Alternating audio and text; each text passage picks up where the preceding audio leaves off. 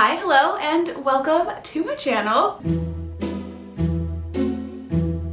It is officially the first day of spring as I am filming this, and I thought what better way to celebrate the season than to give you guys a bunch of new book recommendations for spring. Basically, I've spent the last couple of days scouring the internet and compiling a list, a very long, lengthy list, of tons of different book releases that are going to be released in March, April, May, and June. Obviously, we are like more than halfway through the month of March, so a lot of the books for March are going to be already released, but I still wanted to add them because they're still books that I'm excited for, which these are books that I personally am excited for, so the majority of them are going to be romance and fantasy, but I did try to make a point to pick out at least a few from other genres. So we do have some horror, some thriller, and a couple of like literary fiction novels and things. So without further ado, let's jump into it. Our very first book that we have for spring 2024 is Sunbringer by Hannah Kaner, and this one is actually the sequel to God Killer, which is a book that I read last year. I described that book as kind of having cozy fantasy vibes, but make it dark. It did take me a little bit to kind of get into the story, but once I did, I got very hooked in it, and I cannot wait to find out what happens next. And obviously, because this is a sequel, I'm not going to say what this book is about, but I do want to take a moment to appreciate this freaking cover. Both the covers in the series are so good. Next up, we have Swift and Saddled by Lila Sage, and this is also another sequel to, what's that book called? Done and Dusted, that's what it's called.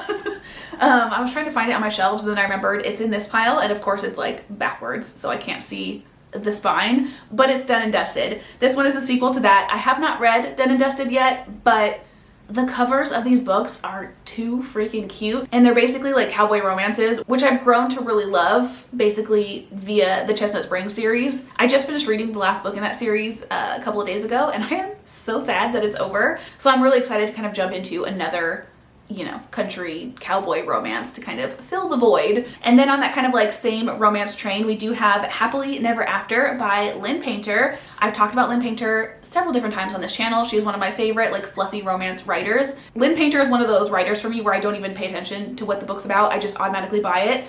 But I did actually watch someone else's spring release videos, and she talked about what this book is about. And I was like, oh my god, that sounds so fun. So basically, this one is about Sophie, who doesn't want to get married, but she doesn't want to like actually call off the wedding because of some like family complications. So she hires a professional objector who is essentially someone that goes to your wedding and objects when, you know, the time comes. But then also, not only does she hire this person, after her wedding, she ends up apparently joining him and also becoming an objector in people's weddings. So it's giving kind of very much like Wedding Crasher vibes to me, and I'm very excited because that movie was really fun. So I feel like this book will be really fun. Next up, we have another one that was released on the 12th, and this is a book that I have literally been waiting over a year for, which is A Touch of Chaos, the final book in the Touch of Darkness series. I literally just ordered this book and like the entirety of the Touch of Darkness series from Blackwell's, so that should be coming to me very soon. I'm very excited. When it does come, I do plan on doing like a whole reread of that entire series and the Hades like spin-off series. I kind of want to do a tandem read of those. I'm very, very excited. And then the next book that I have is also another one that was released on the 12th, so it's already out. You can already get it. And it's called Green Frog by Gina Chung. And this one is one that originally caught my attention because of the cover. I just think it looks really cool and unique. But the actual synopsis for this one is what really made me want to add it to this list. From the author of Sea Change comes a short story collection that explores Korean American womanhood, bodies, animals, and transformations as a means of survival. I don't know what it is, but recently I've really been into the whole like short story vibe. I haven't read any of them yet, but I keep buying them, and the themings of them just sound really fun, and so I just want to collect them all. But as far as this one goes, it says equal parts fantastical, a pair of talking dolls help twins escape a stifling home, a heart boils on the stove as part of an elaborate cure for melancholy, a fox demon contemplates avenging her sister's death, and True Life. A mother and daughter try to heal their rift when the daughter falls unexpectedly pregnant. A woman re-examines her father's legacy after his death. The stories in this collection are hopeful and heartbreaking, full of danger and full of joy. I don't know. I love short story collections that just have like a vibe of weirdness to them. And this one definitely sounds like that. Like a pair of talking dolls. Love that. A heart boiling on the stove. Can't wait. And the next one that I have actually gets released today. So today's the 19th as I am filming this. And this book is called Where Sleeping Girls Lie, and I can't actually pronounce the author's name for this one, so I'll put it on the screen, or I guess you'll see it in the picture. Again, the cover for this one is what originally drew me into it. It just kind of has like an overall kind of haunting type of vibe.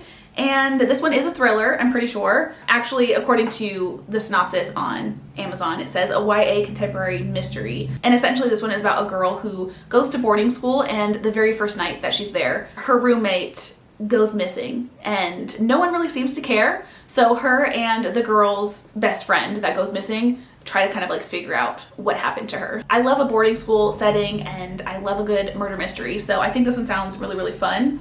And then the very last book that we have for March is Worry by Alexandra Tanner, and it is the perfect example of how cover obsessed that I am. If I end up purchasing this book, the only reason I will have done so is for this cover. This is basically one of those like literary fiction type of books where it's just very real life, and I live real life, you know? So I don't really need to read other people's stories that are gonna make me sad. And this one definitely sounds very depressing. This one is essentially about two sisters whose misfortunes have brought them together in the same apartment, and things just continue to go wrong for them. Literally, the end of the synopsis says, deadpan, dark, and brutally funny, Worry is a sharp portrait of two sisters enduring a dread-filled American moment from a nervy new voice in contemporary fiction. But there's still like a small little part of me that wants to try it out anyway because of this cover. So we'll see what happens. The next little group of books that we have is obviously for April, which is my birthday month. And funny enough, the majority of the books for this month in particular are some of the ones that I'm the most anticipating. So the very first one that we have is For the Summer by Abby Jimenez. I've read 2 books from Abby Jimenez so far, and I really thoroughly enjoyed both of them. I'm pretty sure I gave them both 5 stars. So I'm very, very excited to read some more from her. This one is going to be released on April 2nd, by the way. And let's see what it's going to be about. Ooh, okay, there's a little quote at the top that says, readers laugh out loud and cry happy tears. That makes me excited. Justin has a curse, and thanks to a Reddit thread, it's now all over the internet. Every woman he dates goes on to find their soulmate the second they break up. When a woman slides into his DMs with the same problem, they come up with a plan. They'll date each other and break up. Their curses will cancel each other out, and they'll go out to find the love of their lives. It's a bonkers idea, and it just might work. I love that. I'm even more excited about this book now. I definitely will be getting this the second it comes out. The next one is also now a new like auto by author for me. This is Wild Love by Elsie Silver. I cannot scream from the rooftops louder about how much I love Chestnut Springs. I need more Elsie Silver in my life. I literally just bought the entirety of the Gold Rush series because I want more of Elsie Silver so much. So I will definitely be purchasing the Rose Hill series. And let's find out what it's about. I feel like I actually read this one. Ooh, okay, actually I did read the synopsis for this one the other day, and it has a character that we briefly got to know in the Chestnut Springs series, which I think is such a fun kind of concept to have different series kind of intertwined like that. Like, I love the Eaton brothers. I'm gonna be very sad to let go of those characters, but I'm pretty sure in the Gold Rush series we get the Eaton brothers' sister's story, which I'm very excited for. And then in this one, we get Ford's story, who is Willa's brother. It says, Forbes may have labeled Ford Grant the world's hottest billionaire, but all he cares about is escaping the press and opening a record studio in gorgeous small town Rose Hill. Something that comes to a screeching halt when he ends up face to face with a young girl who claims he's her biological father. Now he spends his days balancing business with parenting a sullen 12-year-old, all while trying desperately to keep his hands the hell off his best friend's sister, Rosie Belmont. I did not read this the other day. I think what I thought I read was the synopsis for the Gold Rush series book. It's kind of funny. The 2 books in the Chestnut Springs series that I liked the most involved children, and that is always a thing that I have said that I don't like in stories. The single father trope and unexpected pregnancy trope are always things that I like avoid like the plague. But I loved them in the Chestnut Springs series, so this now sounds really fun to me. The fact that he's gonna have a surprise 12-year-old. I'm excited. Moving on, yet again, we have another Insta-buy because of the author. This is The Familiar by Leigh Bardugo. First of all, the cover of this book and the sprayed edges. I cannot wait to get my hands on this book. This one is gonna be released on April 9th, and again, I have no idea what it's gonna be about, but the cover looks very kind of like haunting, creepy vibes, and I love it. There's a quote at the top of the synopsis that says, a must-read for those who are seeking a little magic in their lives, which always. In a shabby house on a shabby street in the capital of Madrid, Lucia, something like that, uses scraps of magic to get through her days of endless toil as a scullion. But when her scheming mistress discovers the lump of a servant cowering in the kitchen is actually hiding a talent for little miracles, she demands Lucia use those gifts to improve the family's social position. What begins as simple amusement for the nobility takes a perilous turn when she garners the notice of Antonio Perez, the disgraced secretary to Spain's king. Still reeling from the defeat of his armada, the king is desperate for an advantage in the war against England's heretic queen, and Perez will stop at nothing to regain the king's favor. Determined to seize this one chance to better her fortunes, Lucia plunges into a world of seers and alchemists, holy men and hucksters? Don't know what that is, where the lines between magic, science, and fraud are never certain. There's a little bit more to the synopsis, but we're gonna stop there. Sounds interesting. It definitely has kind of like a historical fiction-y kind of a vibe to it, which typically I don't gravitate toward, but I have read a few and I have liked them all. And the fact that this has magic in it, I'm very excited for it. Next up, speaking of magic, we have The Age of Magical Overthinking. This one is a nonfiction book by Amanda Montell, who is also the author of Cultish, which is another nonfiction book that I really want to get. That one is, as it suggests, about cults. And this one is about overthinking, which is something that I am fantastic at. In a series of razor-sharp, deeply funny characters, Montell delves into a cornucopia of the cognitive biases that run rampant in our brains, from how the halo effect cultivates worship, in parentheses, and hatred of larger-than-life celebrities, to how the sunk cost fallacy can keep us in detrimental relationships long after we've realized they're not serving us. As she illuminates these concepts with her signature brilliance and wit, Montell's prevailing message is one of hope, empathy, and ultimately forgiveness of our anxiety-addled human selves. If you have all but lost faith in our ability to reason, Montell aims to make some sense of the senseless, to crack open a window in our minds and let a warm breeze in, to help quiet the cacophony for a while or even hear a melody in it. So I don't know, that just sounded interesting to me, and I am definitely trying to get outside my comfort zone and read a little bit more nonfiction about topics that interest me, and The Way Your Mind Works is definitely one of them. And then the very last book that I have for April is Funny Story by Emily Henry. And if you've been following my channel for a little bit of time, you may have heard me talk about Emily Henry in the past.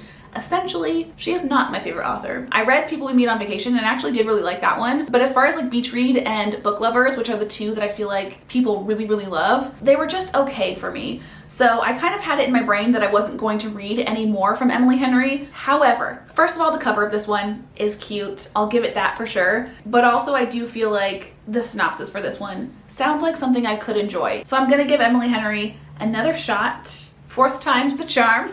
Daphne always loved the way her fiance Peter told their story. How they met on a blustering day, fell in love over an errant hat, I don't know what that is, and moved back to his lakeside hometown to begin their life together. He really was good at telling it. Right up until the moment he realized he was actually in love with his childhood best friend, Petra. Which is how Daphne begins her new story. Stranded in beautiful Waning Bay, Michigan, which I currently am living in Michigan, so love that.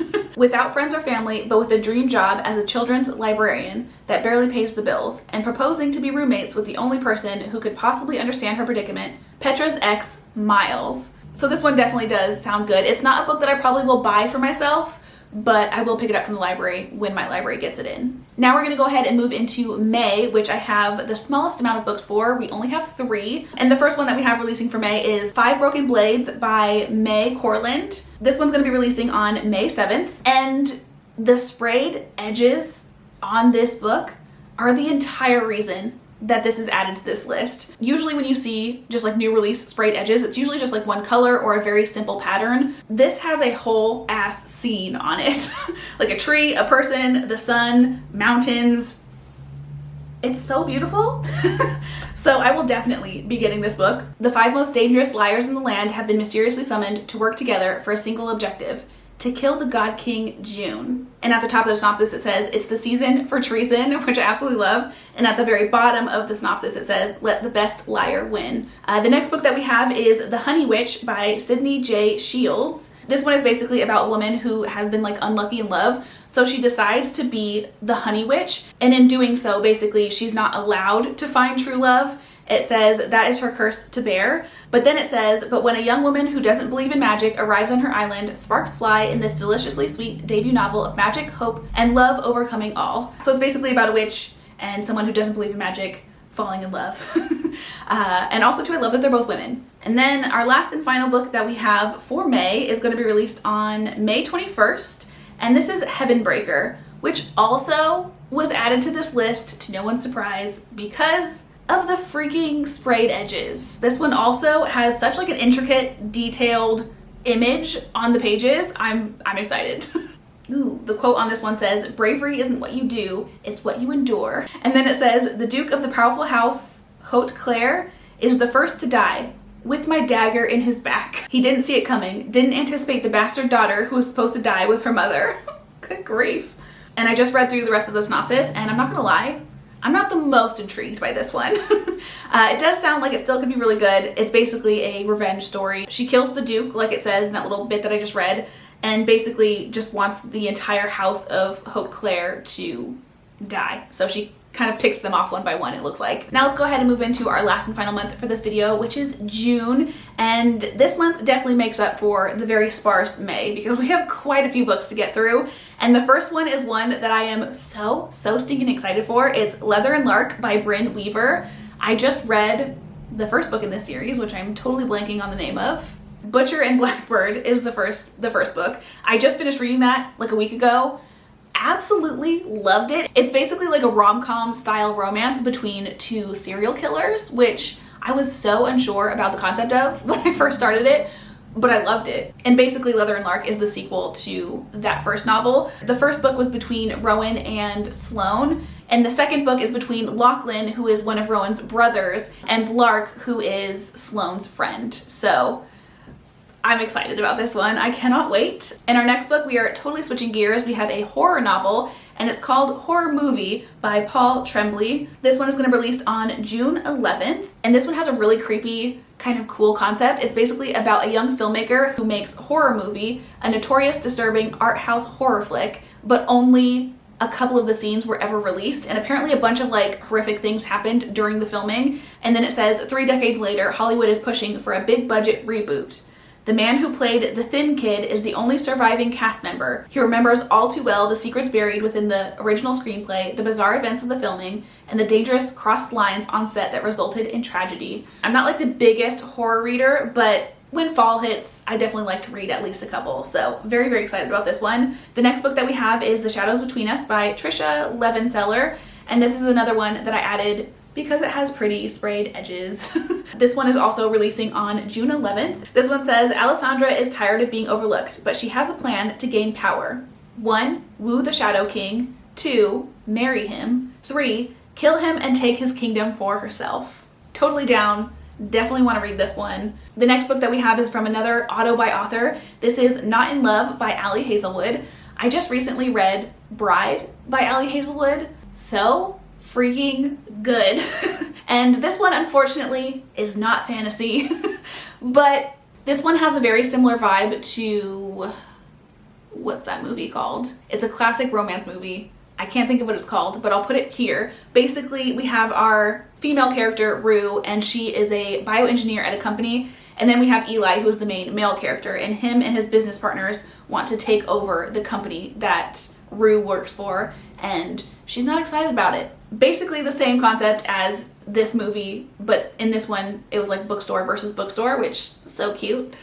This one is, you know, because it's Ali Hazelwood, it's biotech engineer. Next up, I have 2 thrillers that I'm actually really excited for because they're by authors that I really like. The first one is Middle of the Night by Riley Sager. Also too, it's really funny, you'll see in a second, but both of these covers from these 2 different authors have very similar colors and vibes. But this one, again, Middle of the Night by Riley Sager. And let's see what this one's about. I added both of these thrillers without even looking at the synopses because I trust the authors. The worst thing to ever happen on Hemlock Circle occurred in Ethan Marsh's backyard. One July night, 10-year-old Ethan and his best friend and neighbor, Billy, fell asleep in a tent set up on a manicured lawn in a quiet, quaint New Jersey cul-de-sac. In the morning, Ethan woke up alone. Ugh. I don't like books about bad things that happen to children, so I don't know if I'm gonna like this one. 30 years later, Ethan has reluctantly returned to his childhood home, plagued by bad dreams and insomnia. He begins to notice strange things happening in the middle of the night. Someone seems to be roaming the cul-de-sac at odd hours, and signs of Billy's presence keep appearing in Ethan's backyard. Is someone playing a cruel prank, or has Billy, long thought to be dead, somehow returned to Hemlock Circle. This sounds so creepy. The next one that I have is The Midnight Feast by Lucy Foley. And as you can see, for some reason, both of these books have this like hot neon green color. But this book, The Midnight Feast, reminds me a lot of another book that I read somewhat recently by Lucy Foley. I think it was The Guest List. Basically, it was about different characters at a wedding. This one has a very similar synopsis where it kind of rattles off different characters in this book. So instantly I was sold. So this one is the founder, the husband, the mystery guest, the kitchen help. All have had an agenda, all have a past, but not everyone will survive. My camera battery died. So two things. First of all, let's wrap up The Midnight Feast. I don't remember exactly what I was saying or if I finished talking about it, but essentially it's about several people kind of trapped in one location. It's a murder mystery. Those are my favorite. Very excited for this book. And second, I'm actually kind of excited that my camera battery died because while my battery is charging, I was going through my email and I got an email from Amazon alerting me of a new release, which I'm really excited for. So I'm gonna go ahead and talk about that really quickly. It's actually being released today. Again, today is March 19th. So by the time you see this video, it will have been released already. But this is The Veiled Kingdom by Holly Renee. And I wanted to make a point of shouting out this book / this author because I read another series by Holly Renee called The Kingdom of Stars and Shadows. And I absolutely loved that series. And I literally don't hear anyone ever talk about that series or this author. So again, I wanted to make a point of being like, check this person out. Also too, the covers of her books are always really cute. So I'm very excited about that as well. And finally, let's go ahead and actually find out what the book is about because I haven't even looked. But it says, fleeing my father's cruelty, the wicked king who robbed me of a future, I face death in the streets. Caught between a rebellion and a tyrant's reign. Captured by those sworn to kill me, the rebels remain blind to my true identity, the missing daughter of the despised king. Faced with an impossible choice, I stand before them. Join the rebels or face their blades. Yet Darcy, the son of the ruthless rebellion commander, becomes torn between suspicion and desire that mirrors my own. He allows no one to touch me, tries to protect me, yet threatens me at every turn. So yeah, so it's basically about a runaway princess and a rebellion son. Love that. Now let's return to our original list, the last of our June books, which I only have 2 more left, so we're almost done. And the next book that we do have is another new like auto-buy author for me. This is A Novel Love Story by Ashley Poston. I really enjoyed The Dead Romantics, and I really loved The 7-Year Slip. So I am very excited about this new book from her. This one is going to be released June 25th. And a quote at the top of the synopsis says, a professor of literature finds herself caught up in a work of fiction, ... literally. I'm not going to read the whole synopsis again because the video would just be too long if I did that. But it says, Eileen loves to get lost in a good happily ever after. And then it kind of talks about how she loves books so much that she is set to go to an annual book club retreat, which sounds amazing, by the way. But then it says, but when her car unexpectedly breaks down on the way, she finds herself stranded in a quaint town that feels like it's right out of a novel. Because it is. This place can't be real, and yet she's here in Ellerton, the town of her favorite romance series. That would be like me getting stranded in Chestnut Springs. Love it. It feels like home, it's perfect. And perfectly frozen, trapped in the late author's last unfinished story. This just keeps getting better and better. Elsie, which kind of confuses me because the beginning says Eileen Merriweather. So does her name change also because she's in this like storybook? Anyway, Elsie is sure that's why she must be here, to help bring the town to its storybook ending. Except there is a character in Ellerton that she can't place, a grumpy bookstore owner with mint green eyes, an irritatingly sexy mouth, and an impeccable taste in novels, and he does not want her finishing this book. I cannot wait to read this. I'm actually upset that I have to wait until June. Why is this not being released right now? Anyway, we need to move on to the very last book in this video, which is Bloodguard by Cece Robson. And this is another one that I randomly happened upon on Amazon and added purely because of the cover and the sprayed edges. They're beautiful. This one says, 100 years, tens of thousands of gladiators, and today, only one will rise. So this one is about a dude, Leith of Grey, that goes to a new land to become a gladiator, thinking that it's going to basically improve his life. Spoiler, doesn't, which is not actually a spoiler because it says it in the synopsis, but it doesn't make his life better, and he meets Maeve, who is an elven royal. Everything he should hate until the alluring princess offers him the one thing he needs most, a chance to win the coveted title of Bloodguard and his freedom. Love that. It seems like there might be maybe some sort of trial situation in here, which I love. Not sure about that though, but I mean, it's fantasy romance. I'm gonna like it regardless. So anyway, those are all of the books, the many books that I am looking forward to this coming spring, and essentially my spring TBR. And I do actually have a list of all of these books on my Amazon, which is basically what I was referencing for this entire video. So I might as well go ahead and leave it linked down below so you guys can utilize it as well. If you guys have any new releases that you're looking forward to this spring that I didn't mention, go ahead and leave them in the comments down below. I would love to add more books to my list. And yeah, I hope you guys have had the most amazing of days, and I will hopefully see you in the next one. Bye.